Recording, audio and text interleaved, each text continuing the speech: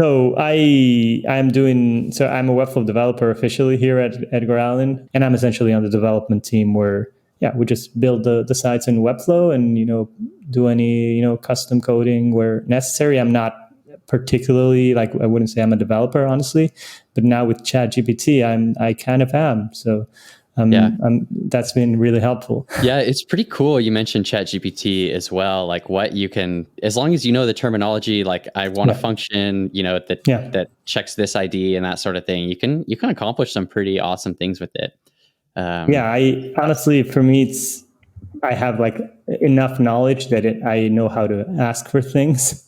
Mm-hmm. And then you can also just, ask for it to explain this thing, or be like, when you have the final like function or whatever script, you can be like, hey, does this make sense? Could this be optimized? Am I doing some errors in this? And then like kind of looping through that, you end up having great stuff. And we have our tech lead here at EA.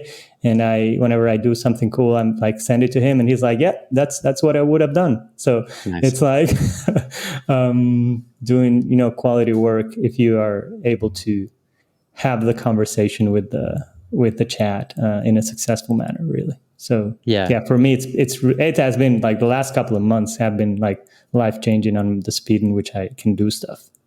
So amazing. Yeah, I've noticed just the quality of my code getting leveled up, because I'll do exactly what you said. Like I'll start with basic stuff like and iterate and kind of make it more complicated as I go. Yeah. And then at the end, I'll just plug everything in and say, is there a more efficient way to do this? Or is there, can we clean up this code a little bit? Or how would you, especially for TypeScript, which TypeScript is all about keeping your code organized and clean. So it helps with that. I don't know if you're exploring using that at all, but.